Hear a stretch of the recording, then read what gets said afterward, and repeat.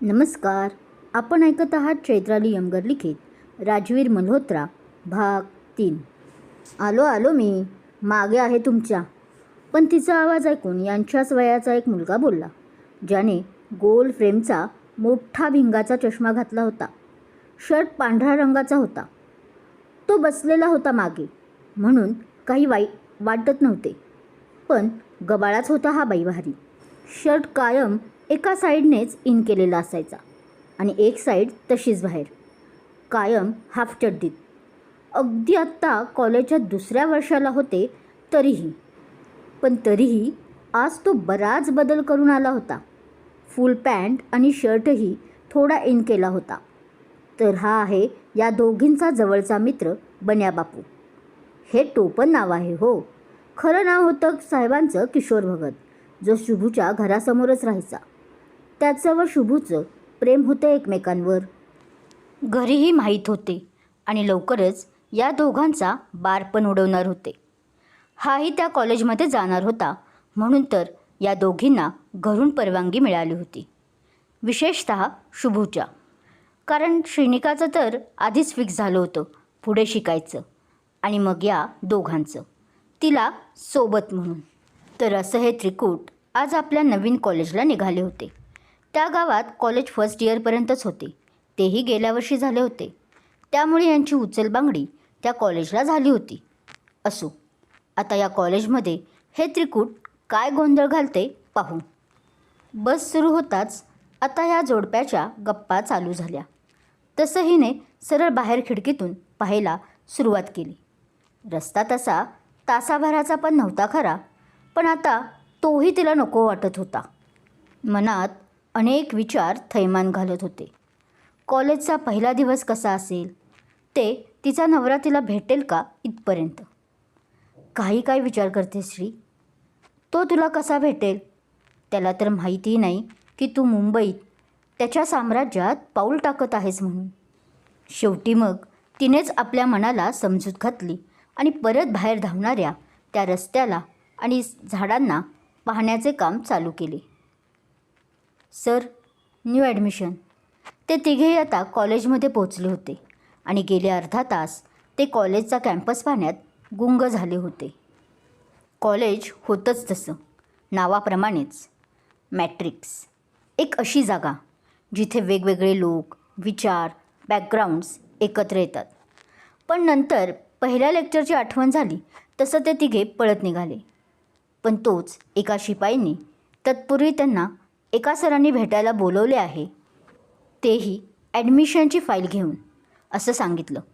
तसं हे तिघेही त्या शिपाईच्या मागे मागे त्या स्टाफरूमकडे आले. श्री, फायनली तू आलीस.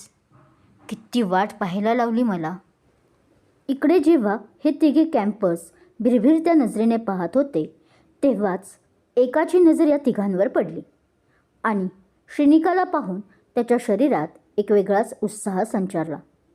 त्याने लगेच शिपाई मामांना त्या तिघांना आपल्या स्टाफरूममध्ये बोलावणे धाडले. त्याचाच निरोप घेऊन शिपाई या तिघांना घेऊन आता आले होते. आम्ही आत येऊ का? स्टाफरूमचं दार ओपनच होतं, पण तरीही एक परवानगी घ्यायची पद्धत असल्याने तिनेच विचारले. तिचं समोर लक्ष नव्हतं. ती आपली सॅकमधून फाईल काढत होती, जी सरांना द्यायची होती. श्री. पण हे दोघे मात्र एकमेकांकडे आश्चर्याने पाहत होते.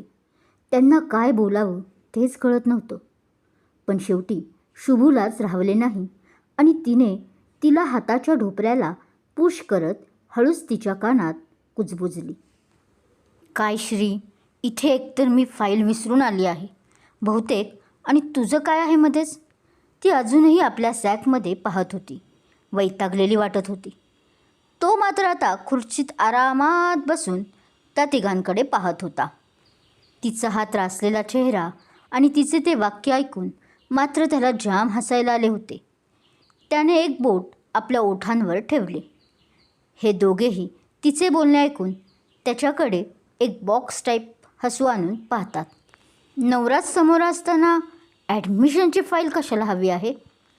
तोच आपल्या तोंडावर 4 बोटं ठेवून बन्या शुभूला मागे ओढत हळूच बोलतो. हो, पण तिने वर तर पाहिलं पाहिजे ना, मग समजेल तिला. शुभूसुद्धा त्रासलेला चेहरा करत त्याला बोलते. तुम्ही तिघे आत येऊ शकता. तोच आता त्या समोरच्यालाच तिची दया आली आणि त्याने त्या दोघांना पाहत आत यायला खुणावले. राज. आणि इतका वेळ खालीच पाहत असलेली ती तो आवाज ऐकून येताच दचकलीच किती. आणि पटकन आवाजाच्या दिशेने तिने पाहायला लागली. समोर त्याला पाहून ती जागीच स्तब्ध झाली. त्याच्याकडे नुसती पाहत राहिली. जा ना, दाजी बोलवत आहे.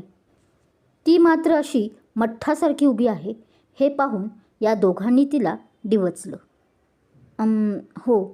तिला काय बोलावे तेच कळत नव्हते. तिने त्याच्याकडे आता परत एकदा प्रेमाने पाहिले तर तो शाहरुख स्टाईलने उभा होता, दोन्ही हात पसरवून, जणू तिला आपल्या मिठीत यायला सांगत होता. राजजी, सॉरी.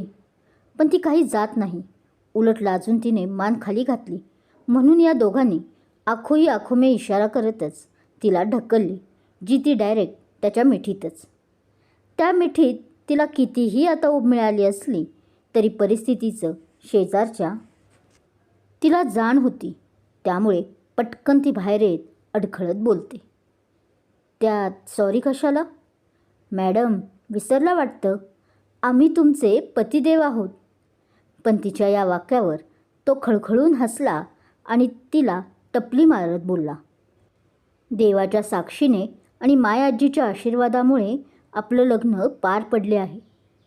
हां, पण मला काही कामामुळे लगेच तुला सोडून यावं लागलं, ज्यामुळे आपल्यात ते नाते निर्माण नाही झाले जे व्हायला हवे होते. तो पुढे डोळा मारत म्हणाला. राजजी, तुम्ही पण ना. तिने लाजूनच इकडे तिकडे बघितले की हे दोघं ही या दोघांना पाठ करून होते. बरं, चल, जास्त नाही चिडवत. आता क्लासरूममध्ये जा. मीही आलोच मागून.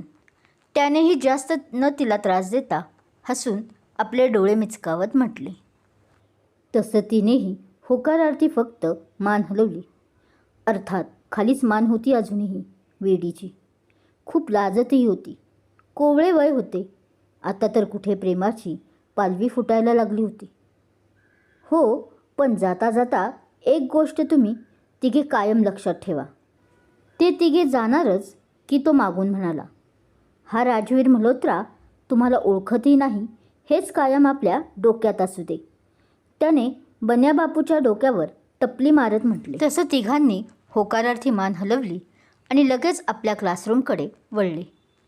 ती जाताच आता राज मल्होत्राच्याही चेहऱ्यावर एक भली मोठी स्माईल आली.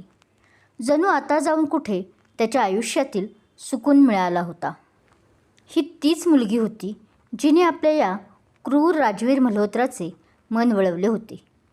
तो तिच्यावर इतकं प्रेम करत होता, इतकं करत होता की त्याने आपला हा माफियाचा काळा धंदा बंद करून सरळ मार्गी जीवन जगण्याचा पर्याय शोधला होता.